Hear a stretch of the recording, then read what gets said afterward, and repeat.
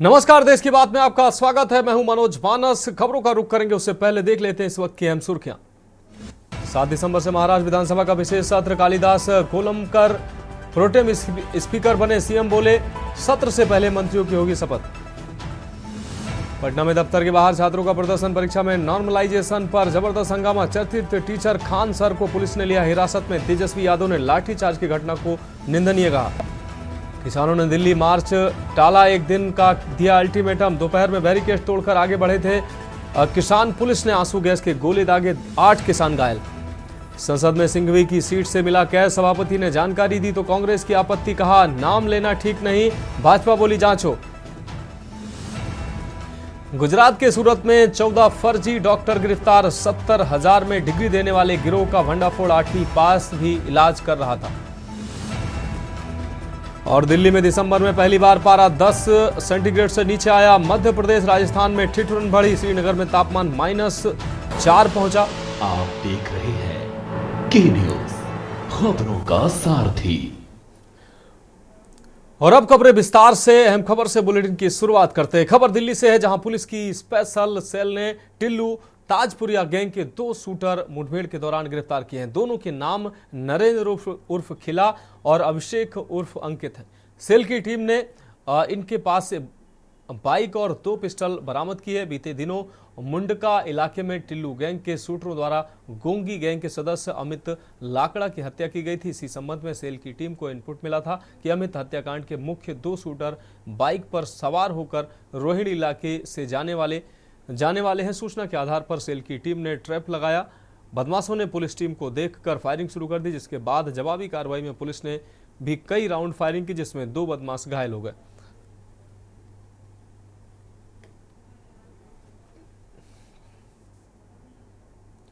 बढ़ेंगे अगली खबर की ओर। खबर दिल्ली से है, जहां कांग्रेस अध्यक्ष देवेंद्र यादव द्वारा शुरू की गई दिल्ली न्याय यात्रा 29वें दिन में उत्तर पश्चिम संसदीय क्षेत्र के नरेला विधानसभा से शुरू होने के बाद बादली विधानसभा पहुंची। अंतिम पड़ाव में पहुंची कांग्रेस की इस न्याय यात्रा में बादली विधानसभा के समयपुर में कांग्रेस के राष्ट्रीय महासचिव सचिन पायलट, पंजाब प्रदेश के अध्यक्ष अमरिंदर सिंह, राजा वारिंग और नेहा सिंह राठौर भी इसमें शामिल हुई। 29वें दिन जहां इस न्याय यात्रा में सचिन पायलट ने प्रदूषण जैसे मुद्दे पर दिल्ली सरकार को घेरते हुए शीला सरकार के कार्यकाल को याद किया।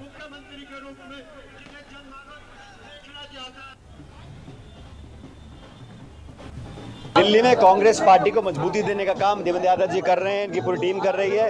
आज हम सब लोग इस यात्रा में शामिल हुए हैं ताकि कांग्रेस पार्टी का संगठन और मजबूत हो। चुनाव बहुत दूर नहीं है और मैं चाहूंगा विधानसभा चुनाव में कांग्रेस पार्टी का परफॉर्मेंस बहुत अच्छा हो पहले से। रहने वाला है दिल्ली में कि दोनों सरकारें हैं, केंद्र सरकार आप देख चुके हैं, राज्य सरकार देख चुके हैं। दोनों सरकारों के पास बहुत लंबा समय रहा शासन करने का, लेकिन हर क्षेत्र में ये दिल्ली पिछड़ा है। चाहे प्रदूषण हो, चाहे पोल्यूशन हो, चाहे पॉपुलेशन, हर जगह जो लोगों को उम्मीदें थी अब लोग ऊब चुके हैं और कांग्रेस पार्टी ने एक दिल्ली को एक नई दिशा और दशा दी थी। बादली तो घर है और आज जब उनका बेटा लगभग 67 विधानसभा घूमकर अपने घर आया है तो निश्चित ही जो उत्साह है, जो प्यार है, जो आशीर्वाद है वो बादली की जनता से मिलेगा ही मिलेगा।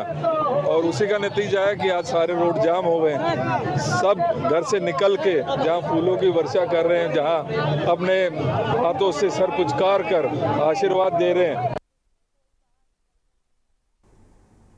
अब रुकेंगे अगली अहम खबर का। खबर छत्तीसगढ़ के कांकेर से, जहां जिले के कोयलीबेड़ा क्षेत्र में स्थित काकनार गांव के जंगलों में डीआरजी और बीएसएफ के सुरक्षा बलों के साथ नक्सलियों की मुठभेड़ हुई। सुरक्षा बलों को नक्सलियों की उपस्थिति की जानकारी मिली थी, जिसके बाद विशेष नक्सली विरोधी अभियान के तहत कार्रवाई की गई। मुठभेड़ के दौरान नक्सलियों ने अंधाधुंध फायरिंग की, लेकिन सुरक्षा बलों की आधे घंटे की जवाबी फायरिंग के बाद नक्सली जंगल और पहाड़ी क्षेत्रों का बाढ़ देकर फरार हो गए। सुरक्षा बलों ने घटनास्थल से एक 12 बोर बंदूक और भारी मात्रा में नक्सल सामग्री बरामद की। इसके अलावा 2 नक्सली डेरे भी ध्वस्त कर दिए हैं। इस कार्रवाई में डीआरजी और बीएसएफ के जवानों की संयुक्त टीम ने महत्वपूर्ण सफलता हासिल की। हालांकि नक्सली इस मुठभेड़ में कोई बड़ा नुकसान नहीं उठाने में सफल रहे।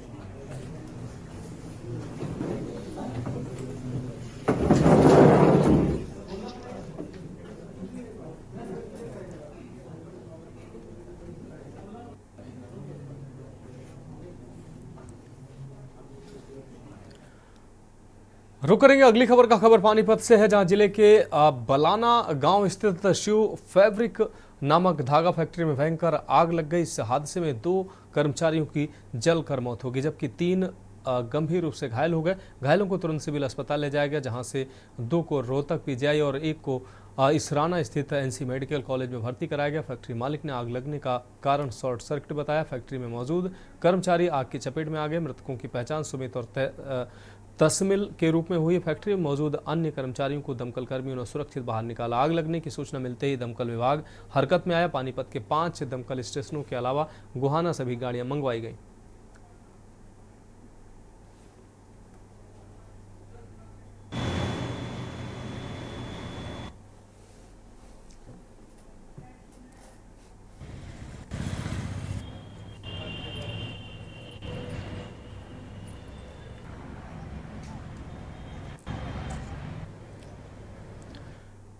रुक करेंगे अगली खबर का। खबर पानीपत से है, जहां प्रधानमंत्री नरेंद्र मोदी के आगमन को लेकर एसजीपीजी के सुरक्षा अधिकारियों ने आज जिला प्रशासन के आला अधिकारियों के साथ कार्यक्रम स्थल का दौरा कर व्यवस्थाओं का जायजा लिया और सभी विभाग अध्यक्ष के साथ मंत्रणा की। इस मौके पर जिला उपायुक्त doctor Virendra Kumar Dahiya, IG Karnal range Kulwinder Singh, police अधीक्षक लोकेंद्र सिंह, अतिरिक्त उपायुक्त डॉक्टर पंकज यादव सहित विभिन्न प्रशासनिक अधिकारी एवं विभाग अध्यक्ष उपस्थित रहे।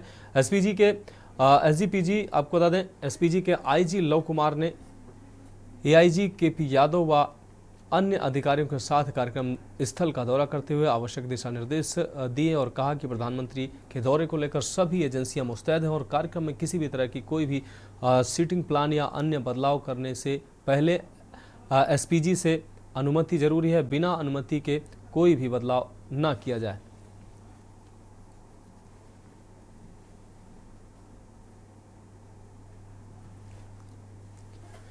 तो एसपीजी ने जिला प्रशासन के साथ बैठक की है। एसपीजी ने पानीपत दौरे को लेकर दिशा निर्देश दिए हैं। बिना अनुमति के कोई बदलाव की चेतावनी एसपीजी ने दी है। पीएम मोदी के दौरे की तैयारियों का जायजा एसपीजी के द्वारा लिया गया है। सुरक्षा को लेकर एसपीजी जिला प्रशासन के बीच बैठक हुई है। तो एसपीजी ने पानीपत दौरे को लेकर दिशा निर्देश दिए हैं। बिना अनुमति के कोई बदलाव न करने की बात कही है।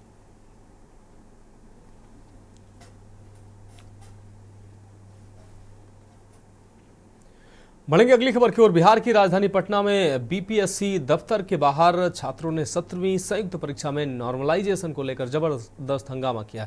हंगामा इतना तेज था कि पुलिस को छात्रों को तितर बितर करने के लिए लाठीचार्ज करना पड़ा। वहीं उम्मीदवारों ने पटना का बेली रोड जाम कर दिया। उग्र प्रदर्शन को देखते हुए पुलिस ने छात्रों पर लाठियां भांजी।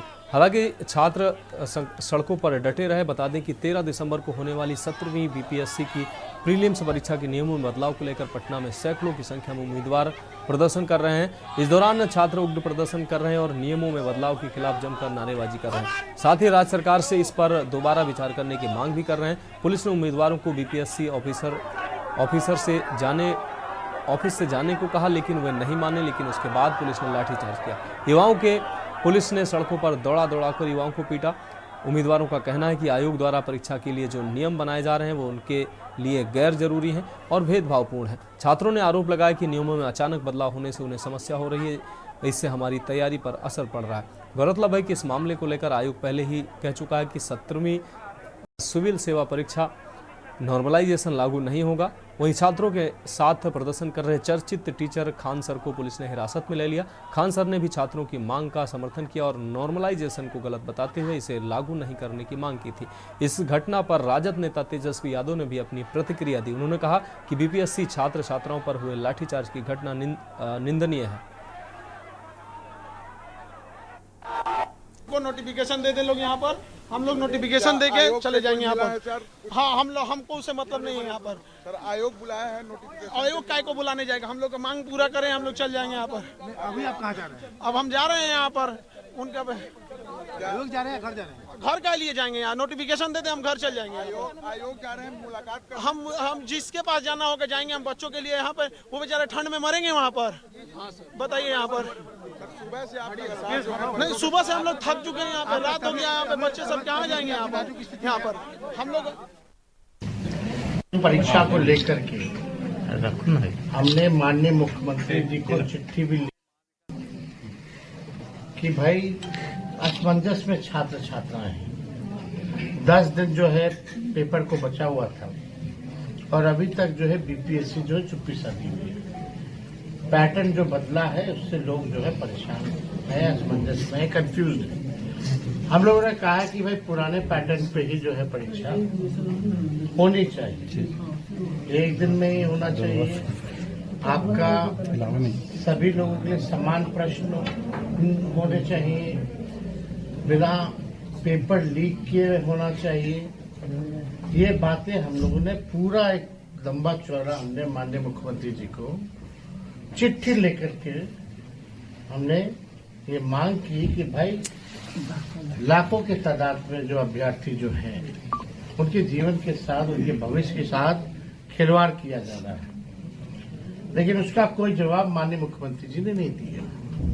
आज सभी जो छात्र आंदोलन कर रहे थे अपने अधिकार के लिए, और जिस प्रकार से बर्बरता से, जिस प्रकार से नीतीश कुमार जी के इशारों पर उनकी पुलिस ने छात्र छात्राओं को लाठीचार्ज किया है, इसका हम जो है पुरजोर विरोध करते हैं, खंडन करते हैं।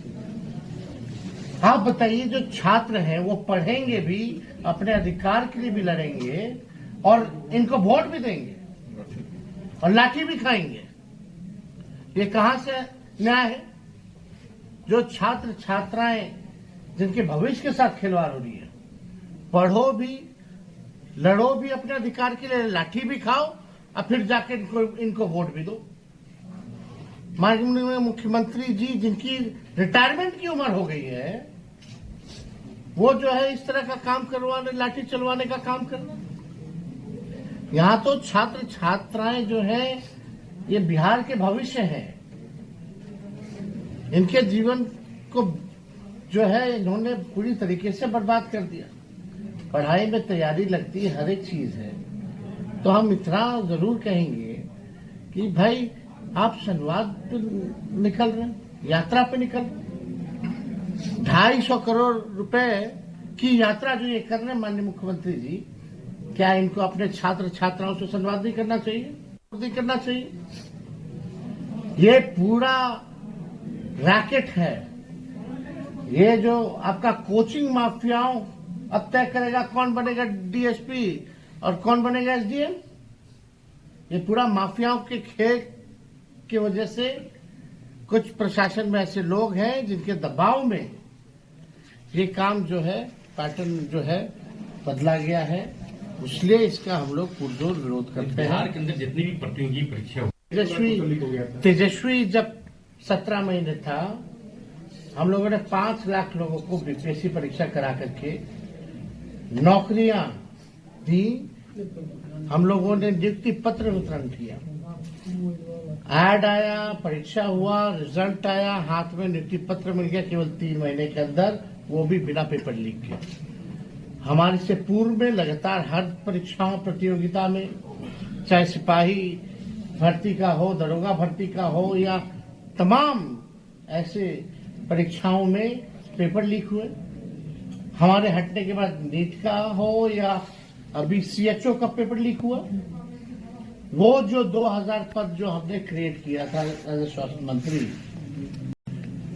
आज जो है वो भी पेपर लीक हो गया। 2000 पद था उसको। जब तक माफिया जो सिस्टम में हाईजैक कर रखा है इन लोगों ने, किसी पे कार्रवाई हुई है? कोई पेपर लीक मामले में आप बताओ किस पे कार्रवाई हुई? अब रुक करेंगे अगली अहम खबर का। उत्तर प्रदेश के लखनऊ से अहम खबर, जहां दुबग्गा में अवैध गैस गोदाम में हुआ है ब्लास्ट होने से कई लोग गंभीर रूप से घायल हुए हैं। सभी घायलों को ट्रॉमा सेंटर पहुंचाया गया है। पुलिस और दमकल की गाड़ियां मौके पर मौजूद हैं। 4 मजदूर और 5 वर्षीय जीसान व 7 वर्षीय आयशा घायल हुए हैं। अवैध रूप से चल रहा था गैस रिफिलिंग का कारोबार। रोहित गुप्ता के मकान में ये गैस रिफिलिंग का अवैध कारोबार चल रहा था। दुबग्गा के मुर्दापुर इलाके में हुआ है ये ब्लास्ट। तो लखनऊ से इस वक्त की अहम खबर आपको दिखा रहे हैं। लखनऊ के दुबग्गा में ये घटना सामने आई। अवैध रूप से चल रहा था गैस रिफिलिंग का कारोबार। इस बीच ब्लास्ट हुआ है, जिसमें 5 मजदूरों के अलावा 2 मासूम बच्चे घायल हुए। रोहित गुप्ता के मकान में अवैध रिफिलिंग का कार्य चल रहा था। दुबग्गा के मुर्दापुर इलाके में ये ब्लास्ट हुआ है। तो लखनऊ से इस वक्त की अहम खबर आपको दिखा रहे हैं। दुबग्गा में अवैध गैस गोदाम में ब्लास्ट हुआ है। सूचना प्राप्त हुई थी 112 के माध्यम से थाने को भी और फायर स्टेशन को भी कि यहाँ पे दुबग्गा क्षेत्र में कोई विस्फोट हुआ है। इस सूचना पे तत्काल थाना प्रभारी आए थे यहाँ पे मैं फोर्स के।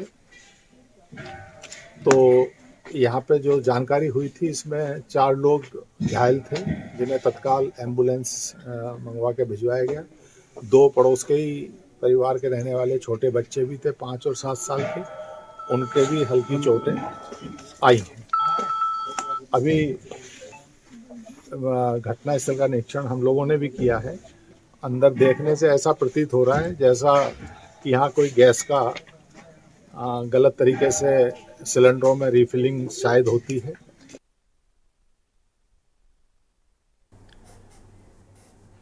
अब रुक करेंगे अगली खबर का बुलंदशहर से। अगली खबर जहां एलआईसी एजेंट को एएसपी ने सिखाया सबक। आपको बता दें एलआईसी एजेंट ने कार पर लिखवा रखा था भारत सरकार, अतिक्रमण की जद में सड़क पर किया था पार्क।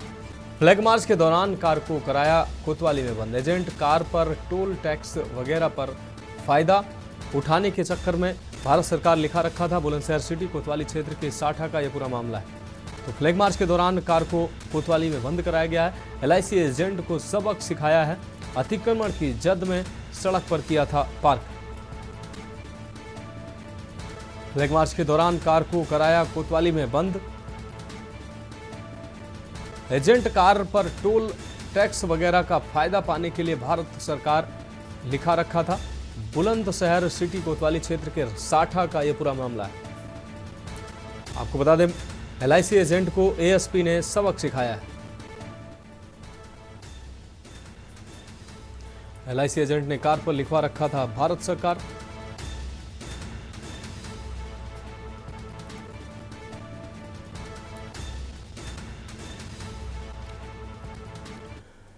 इस बीच अगली अहम खबर फतेहपुर से, जहां जमीन विवाद में 2 पक्षों में खूनी संघर्ष देखने को मिला है। दोनों की तरफ से जमकर लाठी और डंडे चले हैं। मारपीट के दौरान कई लोगों को गंभीर चोटें आई हैं। घायलों को जिला अस्पताल में भर्ती कराया गया है। मामले की जांच पड़ताल में पुलिस जुटी हुई है। आपको बता दें बिंदकी कोतवाली के मीरकपुर इलाके का मामला है।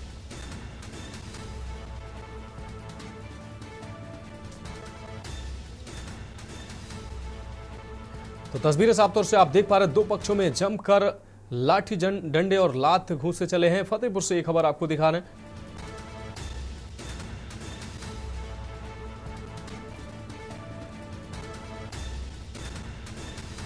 तो मारपीट की घटना सामने आई है। 2 पक्षों में लाठी डंडे से मारपीट की घटना सामने आई है।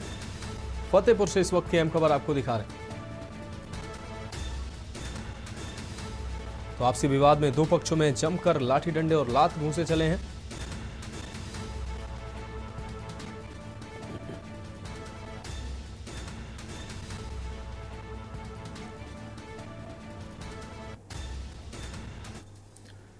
अब रुक करेंगे अगली खबर का। खबर कानपुर से है, जहां इंडियन मेडिकल एसोसिएशन कानपुर शाखा द्वारा आईएमए कानपुर को उत्कृष्ट कार्य हेतु आईएमए हेडक्वार्टर एवं आईएमए उत्तर प्रदेश द्वारा प्रदान किए गए विभिन्न अवार्ड के संबंध में एक पत्रकार वार्ता दिनांक 6 दिसंबर आईएमए भवन परेड कानपुर में आयोजित की गई। इस प्रेस वार्ता को इंडियन मेडिकल एसोसिएशन कानपुर के अध्यक्ष डॉक्टर नंदिनी रस्तोगी, डॉक्टर ब्रिजेंद्र शुक्ला उपाध्यक्ष IMA UP state zone 3 doctor Vikas Mishra, सचिव डॉक्टर अमित सिंह गौर, उपाध्यक्ष डॉक्टर विकास शुक्ला, सहायक निदेशक आईएमए कानपुर ने इसको संबोधित किया। Indian medical association Kanpur branch का जो आज की प्रेस वार्ता का जो आयोजन किया गया है वो इस विषय पे है कि आईएमए यूपी स्टेट यानी कि इंडियन मेडिकल एसोसिएशन की डिफरेंट ब्रांचेस जो आईएमए यूपी स्टेट में है, अगर आप मुख्यतः बात करें तो जैसे आगरा, गाजियाबाद, बरेली, बदायूं, झांसी, प्रयागराज, वाराणसी, गोरखपुर इत्यादि इत्यादि, उसमें एक हमारी आईएमए कानपुर ब्रांच भी है। तो इसका आईएमए यूपी कॉन का वार्षिक उत्सव हुआ था गाजियाबाद में।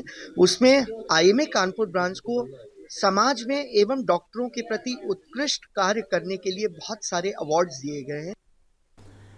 तो फिलहाल देश की बात में वक्त एक ब्रेक का, जल्द हाजिर होंगे। आप देख रहे हैं के न्यूज। ब्रेक के बाद इसकी बात में एक बार फिर से आपका स्वागत है। रुक करेंगे अगली अहम खबर का। खबर बांदा से है, जहां आज यानी 6 दिसंबर को बाबरी मस्जिद विध्वंस की वर्षी और शौर्य दिवस के मौके पर सुरक्षा व्यवस्था को लेकर प्रशासन ने कड़ी तैयारियां कर रखी थी। जिले भर में भारी पुलिस बल तैनात किया गया था। साथ ही किसी भी घटना से निपटने के लिए दंगा नियंत्रण टीमों को भी सक्रिय किया गया था। सिविल पुलिस के साथ पीएससी की एक कंपनी भी तैनात की गई थी। इस बीच मुस्लिम इलाकों में विशेष सुरक्षा के इंतजाम किए गए, जहां जुमे की नमाज शांतिपूर्ण तरीके से अदा की गई। राम बारात के दौरान भारी संख्या में महिलाएं और पुरुष नाचते गाते शामिल हुए। जगह जगह लोगों ने राम बारात का स्वागत किया। श्री राम जी की बारात के बीच सैकड़ों लोग उत्सव के माहौल में शामिल हुए, जबकि पूरे शहर में सुरक्षा बलों की कड़ी निगरानी बनी रही।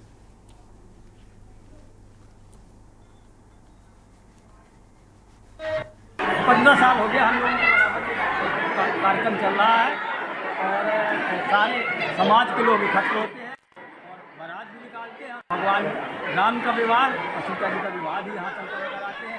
उसके बाद प्रसाद वितरण भी होता है। हमारे संदेश भैया हैं, उनके द्वारा आयोजन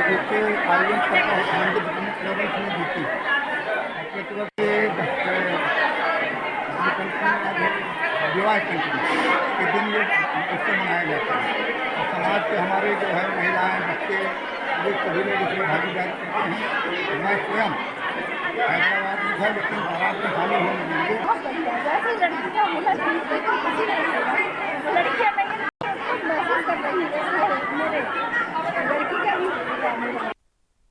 हम इस समय खड़े हैं अयोध्यावासी मंदिर के बाहर गेट पर, जहां अभी राम बारात आने वाली है और आज भगवान राम जी की बारात आ रही है। और यहाँ पर दरवाजे के बाहर ये कन्या पक्ष के लोग यानी मिथिला के लोग। और मैं आपको बता दूं कि मिथिला पक्ष की आज भूमिका में हमारे चाचा यहाँ पर खड़े हैं, गुप्ता जी, कमलेश गुप्ता जी।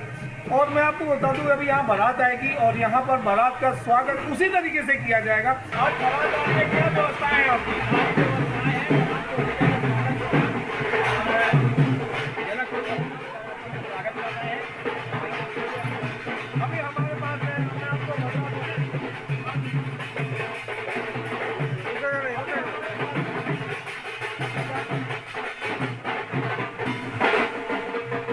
अभी हमारे साथ यहाँ पर ये वो महिलाएं हैं जो बारात में आई हैं, जो बारात पक्ष के लोग हैं। और मैं इनसे जानेंगे कि अभी आप बारात में आई है, बढ़िया नाचते, कैसा लगा आपको? हमें बहुत अच्छा लगा। और आज श्री सीताराम जी का विवाह है, राम पंचमी है। जैसे अयोध्या में मनाया जाता है उसी तर्ज पे हम अपने बांदा बुंदेलखंड में मनाते हैं और प्रति वर्ष ये होता है, कई सालों से होता चला आ रहा है। देख रहे हैं कि जिस तरीके से पूरी बारात आप मेरे पीछे देख पा रहे हैं। और हमारे साथ हैं एक और, क्या नाम है आपका? मेरा नाम प्रभा गुप्ता है। प्रभा गुप्ता जी, आज आप बारात के साथ थी और कैसा लगा? आप बारात लेकर के भगवान राम की आई है, दूल्हा पक्ष से हैं और यहाँ पर क्या व्यवस्था है आपको दिख रही है? बहुत अच्छा हो रहा है और बहुत अच्छा लग भी रहा था। कल जो यहाँ पर मेहंदी और हल्दी का कार्यक्रम भी रखा गया था और आज यहाँ पर बारात निकाली गई है। महिलाओं ने काफी इसमें सहयोग किया।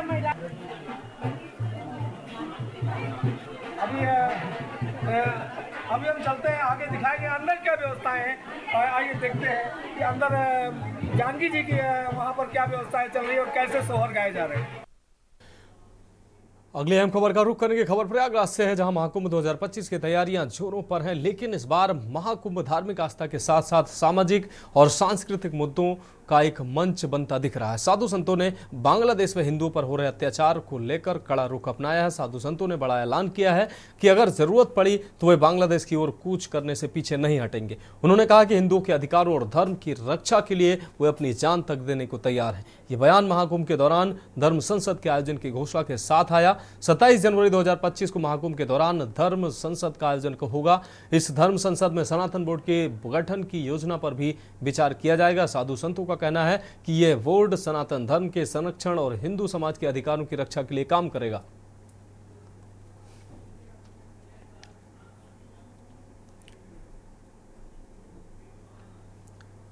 बात करेंगे अगली अहम खबर की। रामपुर में शादी और विवाह को हमेशा एक पवित्र बंधन माना जाता, आपको बताते माना गया है, जो सामाजिक और पारिवारिक मूल्यों से जुड़ा होता है। पहले ऐसा था कि इस रिश्ते के बीच देशों की सीमाएं भी कोई बाधा नहीं बन पाती थी, लेकिन अब समाज में धर्म, जाति और राजनीति जैसी वजहों से यह पवित्र बंधन कई बार रुकावटों का सामना कर रहा है। वर्तमान समय में एक नई कुप्रथा का जन्म हुआ है, जिसमें राजनीतिक दल और सियासी पार्टियां भी इस रिश्ते में हस्तक्षेप करने लगी हैं। इन पार्टियों के शीर्ष नेता, जो अपने राजनीतिक लाभ के लिए किसी से भी गठबंधन कर सकते हैं, अपने कार्यकर्ताओं और जमीनी नेताओं के वैवाहिक संबंधों में हस्तक्षेप करने से नहीं कतराते हैं। अगर इन नेताओं के बच्चे किसी अन्य पार्टी या राजनीतिक विचारधारा के व्यक्ति से विवाह करना चाहते हैं तो इसका असर उनके माता पिता की राजनीतिक स्थिति पर पड़ता है। अक्सर ऐसी स्थिति में माता पिता को अपनी राजनीतिक कुर्सी खोने का डर होता है और इसके चलते वह अपने बच्चों के वैवाहिक फैसलों को दबाने की कोशिश करते हैं। ये इस पूरे घटनाक्रम में जो जानकारी मिली है, तो बेटे की शादी का रिसेप्शन 3 दिसंबर को ओपल होटल में था। 2 दिसंबर को पार्टी के जो मेन कोऑर्डिनेटर थे वो बहन जी के पास गए थे, उन्हें बुलाया था किसी और काम से। तो वहाँ चर्चा ये भी हुई कि उनके बेटे की शादी सपा विधायक की बेटी से हुई है। इस पे जो उनके सलाहकार थे उन्होंने बार बार बहन जी से इस बात को रिपीट किया। तो बहन जी ने कहा कि ठीक है, अगर ऐसी बात है तो आप लोग शादी में मत जाना। लेकिन चूंकि यहाँ हमारे तरफ से निमंत्रण था, लोगों को कार्ड पहुंचे हुए थे। रुक करेंगे अगली खबर का। जनपद सहारनपुर के गंगोह क्षेत्र में एक बड़ी घटना सामने आई है, जहां एक सिरफिरे व्यक्ति ने अपने साथियों को साथ लेकर 2 युवकों के साथ बीच सड़क मारपीट की। यह घटना नकुड़ रोड स्थित पुरानी पशुपीठ शाला के पास की है। पीड़ित युवक ने बताया कि आरोपी उसकी बहन को आपत्तिजनक संदेश भेज रहा था। जब उसने इस कृत्य का विरोध किया तो उससे रोकने की कोशिश की थी। इसी बीच जब पीड़ित युवक अपनी मां और भाई के साथ लेकर गंगोह से नकुड़ जा रहे थे, तभी आरोपी ने रंजिश रखते हुए और मौका पाकर आक्रामक रुख अपनाया और दोनों भाइयों के साथ मारपीट की। आरोपी ने न केवल पीड़ित की कार को बीच सड़क पर रुकवाया, बल्कि कार का शीशा तोड़कर मारपीट की। पीड़ित ने गंगोह कोतवाली में एक नामजद और कुछ अज्ञात व्यक्तियों के खिलाफ तहरीर दी है। पुलिस ने शिकायत दर्ज कर जांच शुरू कर दी है।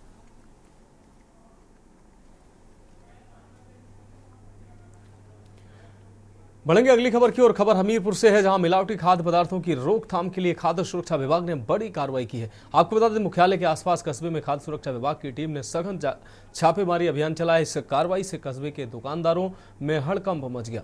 छापेमारी के दौरान खाद्य कारोबारियों के लाइसेंस चेक किए गए। कई दुकानों और रेस्टोरेंट में खाद्य पदार्थों की गुणवत्ता संदेहास्पद स्थिति में पाई गई, जिसके चलते टीम ने नमूने संग्रहित किए हैं। ये नमूने प्रयोगशाला जांच के लिए भेजे गए हैं। खाद्य सुरक्षा विभाग ने स्पष्ट किया है कि मिलावटी खाद्य पदार्थों के खिलाफ ये अभियान लगातार जारी रहेगा। विभाग ने दुकानदारों को सख्त चेतावनी भी दी है कि बिना लाइसेंस और खराब गुणवत्ता वाले खाद्य पदार्थ बेचने पर कड़ी कार्रवाई होगी।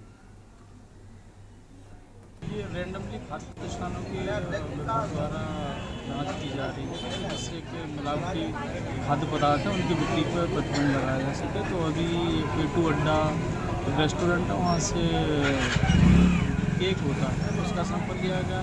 दूसरा यहाँ किराना स्टोर घी का एक सैंपल कलेक्ट करके जांच के लिए भेजा और आगे की कार्रवाई करती रहेगी। जो नमूने फेल पाए जाते हैं उन पर किस प्रकार की कार्रवाई की जाती है? जो नमूने फेल पाए जाते हैं उन पर एक तो एडीएम सर्किट कोर्ट में जुर्माना लगता है। अगर अनसेफ कैटेगरी का है कोई केस तो एसीजेएम कोर्ट में सजा का प्रावधान है, तो उन पर कार्रवाई। बात करेंगे अगली खबर के। रामपुर के थाना पतवाई क्षेत्र में देर रात 112 पीआरबी अचानक नाले में पलटने से एक दर्दनाक हादसा हो गया। इस हादसे में पीआरबी में तैनात सब कमांडर आरक्षी आकाश दिवाकर, आरक्षी चालक सुमित पवार, महिला आरक्षी पिंकी और महिला आरक्षी रुचि गंभीर रूप से घायल हो गए। सूचना पर पहुंची पुलिस ने उन्हें जिला अस्पताल में उपचार के लिए भर्ती कराया, जहां इलाज के दौरान महिला आरक्षी रुचि की मौत हो गई। फिलहाल अन्य 3 पुलिसकर्मी सुरक्षित बताए जा रहे हैं, जिन्हें बेहतर उपचार हेतु हायर सेंटर रेफर किया गया है। पुलिस के मुताबिक पटवाई क्षेत्र की पीआरबी एक इवेंट में जा रही थी, तभी यह हादसा हुआ। देखिए, हमारे पीआरबी पटवाई थाना क्षेत्र की एक इवेंट पर जा रही थी और उसकी दुर्घटना हो गई। दुर्घटना में एक महिला कांस्टेबल की दुखद मृत्यु हो गई है। 3 हमारे कर्मचारी गंभीर रूप से घायल हुए हैं, जिनको यहाँ डिस्ट्रिक्ट हॉस्पिटल में प्राथमिक उपचार करा करके स्टेबल करके कॉस्मोस हॉस्पिटल मुरादाबाद भेजा गया है। तीनों खतरे से बाहर हैं, लेकिन फिर भी उनके इलाज के लिए वहाँ भेजा गया है। घटना कैसे हुई है? इवेंट पर जा रही थी और वो नाले में पलट गई है सूचना मिली, तत्काल पुलिस पहुंची है और आवश्यक कार्रवाई की गई है। हॉस्पिटल लाया गया है, सारे उच्च अधिकारीगण यहाँ पे मौजूद हैं और उनको हायर सेंटर के लिए रेफर कर दिया है। अगली खबर का रुख करेंगे। आपको बता दें, आगरा से अगली खबर है, जहां थाना ट्रांस यमुना स्थित होटल के बालकनी से छलांग लगाकर कूदी किशोरी के द्वारा बताए गए घटनाक्रम के अनुसार किशोरी असम से ट्रेन में बैठकर आ रही थी। तभी ट्रेन में आरोपी महिला द्वारा उसे टुंडला पर उतार लिया गया, जिसके बाद उसे अपने साथ होटल ले आई। उसमें उसके साथ छेड़छाड़ की घटना की गई, जिसके चलते किशोरी ने दूसरी मंजिल से छलांग लगा दी थी। इस घटना में किशोरी के दोनों पैरों में गंभीर चोट आई थी। पुलिस द्वारा मामला दर्ज कर आरोपियों की तलाश की गई। इसके बाद पुलिस ने इस घटना में शामिल 2 आरोपियों को गिरफ्तार कर लिया, जिसमें एक महिला और एक पुरुष शामिल है, जिनके खिलाफ अपहरण छेड़छाड़ का मुकदमा दर्ज किया गया। आरोपियों को जेल भेजा जा रहा है। कोई परमिशन नहीं। देखिए, ट्रांस यमुना पर एक जानकारी 2 दिन पहले मिली थी कि एक नाबालिग बच्ची ने बालकनी से छलांग लगा दी है और उस जानकारी के क्रम में जब थाना पुलिस वहां पहुंची तो पता चला कि ये जो बच्ची है, इसको एक युवती जो कि ओरिजिनली जो मणिपुर की रहने वाली है और यहाँ हाथरस के एक व्यक्ति के साथ शादी करके यहाँ पर रहती थी ट्रांस यमुना क्षेत्र में, उसने ट्रेन में ये जो पीड़िता है इस युवती को, माया देवी को मिली और ये इसको टुंडला तक लेके आई। ये लोग जो हैं अपना हलवाई का काम करते हैं, व्यापार, इनका हलवाई का व्यवसाय है। तो पहले इन्होंने पूछताछ में बताया कि इनका इंटेंशन ये था कि एक मजदूर के तौर पर इस लड़की से काम लेंगे। रुक करेंगे अगली खबर का। कानपुर में स्टेशन पर पसरा सन्नाटा, हैरान परेशान यात्री। आवाज आ रही तो सिर्फ एक ही कि कानपुर से चलकर दिल्ली जाने वाली ट्रेन 1 घंटा लेट, तो हावड़ा जाने वाली ट्रेन 2 घंटा लेट, कहीं कहीं 4 और कहीं कहीं 8 घंटा भी लेट ट्रेनें आ रही हैं। आपको बता दें कि इस समय ठंड और कोहरे की मार की वजह से लगभग सभी ट्रेनों का आवागमन लेट ही हो रहा है। ऐसे में यात्रियों को अपनी अपनी ट्रेन का लंबा इंतजार करना पड़ रहा है। ट्रेन का सही और सटीक समय से स्टेशन पर पहुंचने का समय क्या है और ये यात्री अभी नहीं समझ पा रहे हैं। लेकिन जब उनकी ट्रेन प्लेटफॉर्म पर लंबे इंतजार के बाद आती है, तब यात्री अपनी सीट पर बैठकर अपना सफर करते हैं। सन्नाटे को देखकर आप ये मत सोचिएगा कि इस प्लेटफॉर्म से, इस स्टेशन से कोई भी ट्रेन होकर नहीं जाती है। आपको बता दें, दिल्ली और हावड़ा के बीच का यह सबसे व्यस्त स्टेशन है, जहां पर 200 से अधिक ट्रेनें पर डे अप डाउन करती है। लेकिन इस समय अगर हम लोग बात करें, ठंड और कोहरे की ऐसी मार है कि यात्री ट्रेन के इंतजार में परेशान है। यात्री कहीं पर स्टेशन पर बैठकर अपना वक्त गुजार रहा है, तो कहीं वेटिंग रूम पर बैठकर अपना वक्त गुजार रहा है। लेकिन यात्रियों के कानों तक अगर आवाज़ आती है तो सिर्फ एक ही आवाज़ आती है कि कानपुर से चलकर दिल्ली जाने वाली ट्रेन आधे घंटे लेट है, माफ़ कीजिएगा, 1 घंटे लेट है, माफ़ कीजिएगा, 4 घंटे लेट है। यही आवाज़ सुनकर यात्री अपना समय काट रहा है। अब हम कैमरा पर्सन से कहना चाहेंगे कि एक बार दिखा दें कि स्टेशन में किस तरीके का सन्नाटा पसरा हुआ है और यात्री अपनी यात्रा करने के लिए दूर दूर से आ करके स्टेशन पर बैठे हुए हैं। लेकिन स्टेशन के इस सन्नाटे को देखकर आप अंदाजा लगा सकते हैं कि कोहरे और ठंड की मार से ट्रेनें कितनी ज़्यादा लेट हो रही है। अगर हम लोग बात करें अधिकारियों की, तो अधिकारी भी अभी ये बताने की स्थिति में नहीं है कि कौन सी ट्रेन कितनी लेट है और कितने बजे तक सटीक टाइम पे आएगी। कानपुर से वीडियो जर्नलिस्ट सत्तर लाला के साथ सुरेश सविता, के न्यूज़ इंडिया। अगली खबर सीतापुर से है, जहां हरगांव शुगर फैक्ट्री में मजदूर विनोद की संदिग्ध परिस्थितियों में मौत हो गई। मृतक विनोद, जो बेली थाना हरगांव का निवासी था, फैक्ट्री ठेकेदार उसे उसके घर के दरवाजे पर मृत अवस्था में छोड़कर फरार हो गया। इस घटना से आक्रोशित परिजनों और ग्रामीणों ने शुगर फैक्ट्री के अंदर विनोद के शव को रखकर प्रदर्शन शुरू कर दिया। वह मृतक के परिवार को 25 लाख रुपए की मुआवजा राशि और एक नौकरी देने की मांग कर रहे हैं। प्रदर्शन के दौरान किसान नेता पिंडर सिंह और अन्य स्थानीय नेता भी मजदूरों के समर्थन में पहुंचे। स्थिति को नियंत्रण में रखने के लिए हरगांव शुगर फैक्ट्री के आसपास और अंदर कई थानों की पुलिस तैनात की गई। प्रशासन प्रदर्शनकारियों से वार्ता कर मामले को सुलझाने का प्रयास कर रहा है। इस घटना से क्षेत्र में तनाव का माहौल बना हुआ है। प्रशासन परिजनों की मांगों और प्रदर्शनकारियों को शांत करने के लिए हर संभव प्रयास कर रहा है। सीतापुर हरगांव शुगर फैक्ट्री में संदिग्ध हालत में मजदूर विनोद की मौत हुई थी।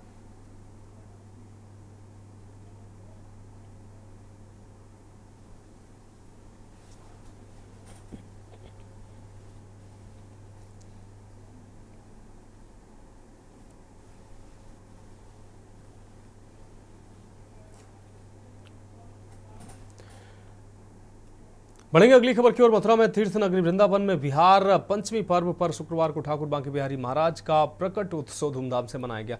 प्रकट स्थली निधिवन राज मंदिर में गोस्वामी द्वारा पंचामृत से अभिषेक किया गया। मंदिर से गाजी बाजी के साथ बांके बिहारी मंदिर तक बधाई शोभा यात्रा निकाली गई। वहीं अपने आराध्य को 481वें प्रकट उत्सव की बधाई देने के लिए बांके बिहारी मंदिर में भक्तों की भारी भीड़ उमड़ी।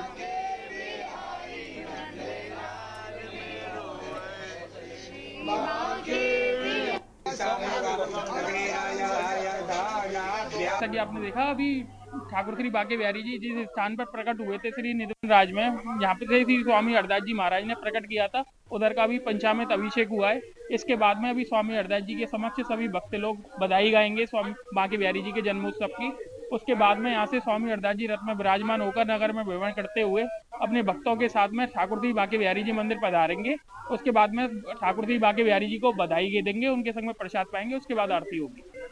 हम सब लोग मिलके, हमारी पूरी टीम है, लुधियाना से आए हैं हम लोग, और दिए लगा के ठाकुर जी की सेवा कर रहे हैं, स्वामी जी की सेवा कर रहे हैं निधिवन में सब मिलके।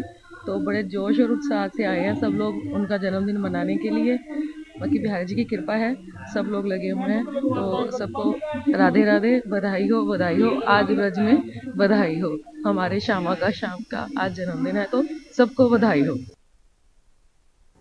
अगली खबर कासगंज से, जहां उत्तर प्रदेश के संभल में हुई घटना के बाद से जहां अयोध्या व मथुरा समेत पूरा यूपी हाई अलर्ट पर है, तो वहीं आज 6 दिसंबर यानी जुमे की नमाज भी थी, जिसको लेकर जनपद कासगंज की पुलिस अलर्ट मोड पर नजर आई। पुलिस ने बीती रात से ही जिले के संवेदनशील जगहों पर सुरक्षा को लेकर अपनी निगरानी शुरू कर दी थी और आज सुबह से ही पूरे जनपद में जगह जगह पुलिस फोर्स तैनात रहा। चप्पे चप्पे पर पुलिस की नजर रही और शांतिपूर्ण तरीके से नमाज अदा की गई। एसपी सीओ कासगंज ने इस दौरान सुरक्षा व्यवस्था की कमान संभाली थी। गंज गुड़द्वारा आपको बता दें, गंज गुंडवारा में एसडीएम पटियाली व क्षेत्र अधिकारी पटियाली ने पुलिस बल के साथ फ्लैग मार्च भी किया।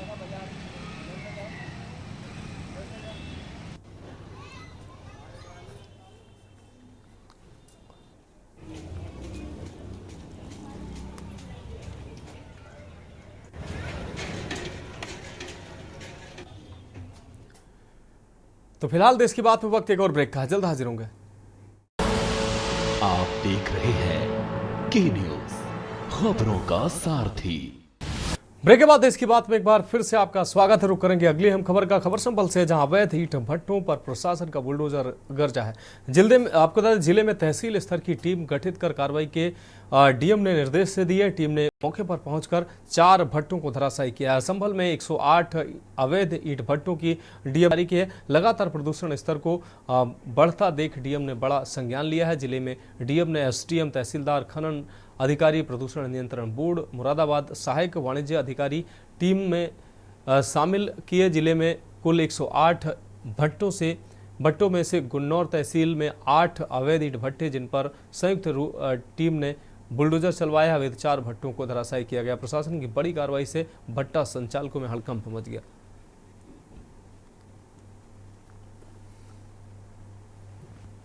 जिलाधिकारी महोदय का आदेश था और उन्होंने जिलाधिकारी महोदय के यहाँ से एक टीम गठित हुई थी, जिसमें एसडीएम साहब उसके अध्यक्ष थे और उसके साथ मैं थी, पोल्यूशन से लोग थे, खनन इंस्पेक्टर थे और असिस्टेंट कमिश्नर साहब जीएसटी थे।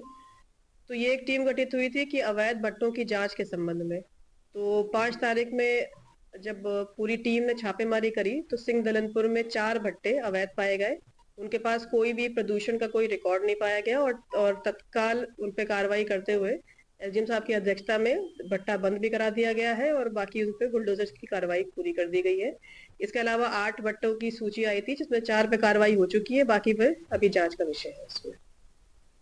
अगली खबर सिद्धार्थनगर से है, जहां जिले के जिला कारागार में 10 दिवसीय विपश्यना ध्यान कार्यक्रम की नींव तैयार की गई है। उत्तर प्रदेश के जेल में इस तरह का यह पहला कार्यक्रम होगा। इससे पहले देश के कुछ जेलों में इस तरह के कार्यक्रम का आयोजन किया जा चुका है और उससे जेल में बंद कैदियों में काफी बदलाव भी देखने को मिला था। सिद्धार्थनगर जिला कारागार में बंदियों के साथ बंदियों के मानसिक स्वास्थ्य प्रबंधन के लिए इस तरह की व्यवस्था की जा रही है।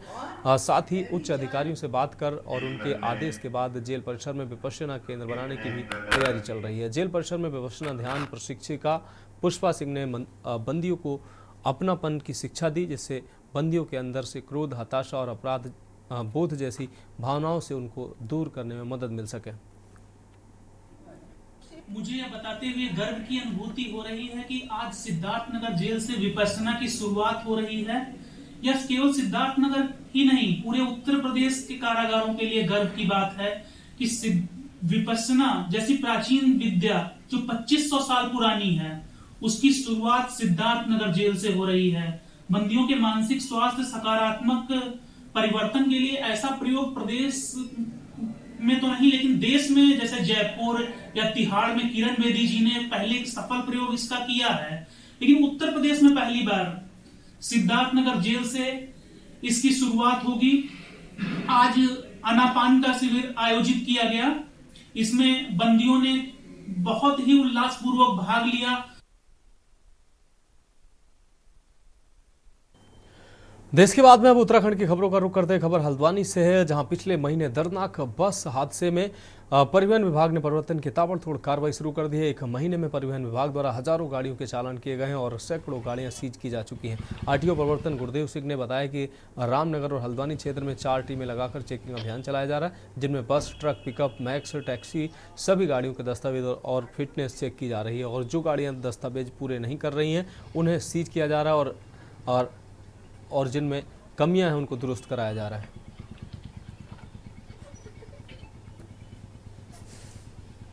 उसके बाद परमिट भी होगा। जिसमें ट्रांसपोर्ट बाइक उसकी नंबर प्लेट पीली होगी, उसकी नंबर ट्रांसपोर्ट वाला है उसकी पीली होगी, जिसमें 2 सवारी बैठ सकती है। 2 सवारी बाइक में जाएगी। और जो अच्छा दोनों की पीली होगी। परमिट अलग अलग होता है और कंडीशन अलग अलग होती है इसमें।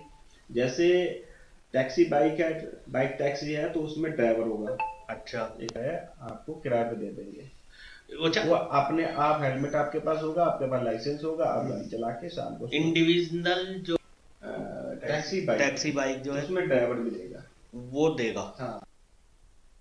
अगली खबर हल्द्वानी से है, जहां आज कुमाऊं शिल्पकार संस्थान के पदाधिकारी द्वारा बाबा साहब भीमराव अंबेडकर जी की पुण्यतिथि पर उन्हें याद करते हुए श्रद्धांजलि दी गई। इस दौरान वक्ताओं ने कहा कि बाबा साहब ने इस देश का संविधान बनाकर शिल्पकारों के लिए समाज में जीने का नया रास्ता बनाया है और आज विश्व का सबसे बड़ा लोकतांत्रिक देश भारत, जिसका संविधान बाबा साहब ने बनाया, ऐसे में शिल्पकार सेवा संस्थान ने बाबा साहब को श्रद्धांजलि अर्पित करते हुए उनके पग चिन्हों पर चलने की शपथ ली है। मसीहा स्वर्गीय भीमराव अंबेडकर जी की आज पुण्यतिथि के जो कार्यक्रम कुमाऊं शिल्पकार संस्थान द्वारा रखा गया है, मैं सभी को इसके लिए धन्यवाद देना चाहता हूँ। ये जो बाबा साहब थे, हमारे दलितों के जो मसीहा थे, उन्हें हमें समय समय पर याद करना चाहिए। आज सबसे पहले तो 6 दिसंबर हमारे भीमराव अंबेडकर जी की जो पुण्यतिथि मनाई जा रही है, उसके बारे में आज हमारे लिए बहुत दुखद की बात है। और साथ ही जो आप हमारे को इतना सहयोग दे रहे हैं, आपके चैनलों को भी मेरी तरफ से बहुत बहुत धन्यवाद। और आज हमारे बीच में बाबा साहब नहीं हैं, हमारे इस भारत वर्ष के लिए बहुत दुखद दिन है आज का। और बाबा साहब अम्बेडकर करोड़ों करोड़ों दलितों एवं समस्त देश और विदेश के लोगों के मसीहा रहे हैं। हम एक आज जो है भारत के संविधान निर्माता डॉक्टर भीमराव अम्बेडकर जी का जयंती मनाने जा रहे हैं। बहुत बढ़ेंगे अगली खबर की ओर। खबर देहरादून से है, जहां आज ब्राह्मण समाज उत्थान समिति के द्वारा एक प्रेस वार्ता की गई। इस प्रेस वार्ता में सुभाष जोशी ब्राह्मण समाज उत्थान परिषद के अध्यक्ष ने बताया कि 10 दिसंबर को रेंजर ग्राउंड के आक्रोश मार्च का आरंभ होगा, जिसका समापन डीएम कार्यालय तक को होगा। आपको बता दें कि बांग्लादेश में पिछले 4 महीनों से अल्पसंख्यक हिंदुओं पर हमलों में अभूतपूर्व वृद्धि हुई है। इन घटनाओं ने भारतीय हिंदू समाज को झकझोर कर रख दिया। वाराणसी में प्रदर्शन कर रहे लोगों ने इस स्थिति को गंभीर मानते हुए इसे अंतर्राष्ट्रीय मानवाधिकारों का उल्लंघन बताया। बांग्लादेश में हत्या, अपहरण, बलात्कार, लूटपाट और आगजनी जैसी घटनाओं में तेजी से वृद्धि हुई है। हिंदू मंदिरों और घरों को निशाना बनाया जा रहा है, जिससे पूरे भारत में आक्रोश देखने को मिल रहा है। देखिए, हमारा तो निवेदन है, भीड़ का तो आंकलन अभी नहीं किया जा सकता, लेकिन जिस तरह का आयोजन है और जो भूमिका है, जो विषय है, उसके लिए तो मेरे को लगता है कि संख्या क्या असंख्य लोग आने चाहिए और आएंगे। अंतर्राष्ट्रीय मानवाधिकार आयोग दिवस 10 दिसंबर 10:30 बजे रेंजर ग्राउंड से ये आक्रोश मार्च प्रारंभ होगा, जो घंटाघर पलटा बाजार होते हुए, छप्पन भोग के आगे से होते हुए और मतलब प्रिंस होटल से होते हुए और पुनः डीएम कार्यालय के पास में इसका विश्राम हो जाएगा। तो मानवाधिकार हर व्यक्ति का अधिकार है। देखिए, ये आक्रोश तो जैसे आप समझ रहे हैं कि बांग्लादेश में अगर इसे दूसरे हिसाब से देखा जाए तो पिछले कुछ समय से हमारे अपने देश में ही गड़बड़ हो रहा है और बांग्लादेश में ऐसा भयानक कांड हो गया। और जबकि बांग्लादेश मैं जो पढ़ता हूँ सुनता था कि ये बड़ा खुशहाल देश हो गया था और इसमें सब हिंदू मुस्लिम सब मिलके रह रहे थे और यहाँ पे ट्रेड बहुत था, बहुत व्यापार था, यहाँ ये बहुत मैन्युफैक्चरिंग थी, कपड़ों का, जूतों का बहुत भारी काम वहाँ से होता था और पूरे विश्व में वहाँ से मान जाता था। अगली खबर विकासनगर से, जहां सूबे के निकाय चुनाव को लेकर अभी भले ही कोई तारीख का ऐलान न हुआ हो मगर राजनीतिक दल अभी से सक्रिय हो चुके हैं, जिसको लेकर अब सूबे की 2 दिग्गज पार्टियों में जुबानी जंग भी शुरू हो चुकी है। इसी क्रम में आज विकासनगर में कांग्रेस के जिला देहरादून के निकाय चुनाव प्रभारी प्रकाश जोशी ने भाजपा सरकार पर तीखा हमला बोला। प्रकाश जोशी का कहना है कि प्रदेश में भाजपा राज में भ्रष्टाचार चरम पर है। कि जब से ये पार्टी ने मुझे जिम्मेदारी दी है देहरादून जिले की, उसके अंतर्गत आने वाले जो भी स्थानीय निकाय हमारे हैं, तो तब से लगातार हमें संगठन के लोगों से हम लोग मिल रहे हैं और बहुत अच्छे स्वरूप में मुझे संगठन दिख रहा है। पर कहीं छोटी मोटी कहीं कमियां भी हैं, वार्ड स्तर पर कहीं कमेटी का गठन की ज़रूरत है, कहीं वार्ड अध्यक्ष लगता है कि उतना समय नहीं दे पा रहे हैं पार्टी को, तो उनके बदले में और लोगों को जिम्मेदारी देने का काम अगले 1 हफ्ते के अंदर पूरा संपन्न हो जाएगा। और मैं मानता हूँ कि अगले 1 हफ्ते लगभग 15-16 तारीख तक पूरी जितने भी इस जिले के अंदर हमारे नगर निगम हैं, नगर पालिकाएँ हैं, उनके तमाम वार्डों का एक फिर से पुनर्गठन आपको दिखेगा। तो फिलहाल देश की बात में अभी के लिए मेरे साथ इतना ही, मुझे दीजिए इजाजत और आप देखते रहिए के न्यूज इंडिया। आप देख रहे हैं के न्यूज, खबरों का सारथी।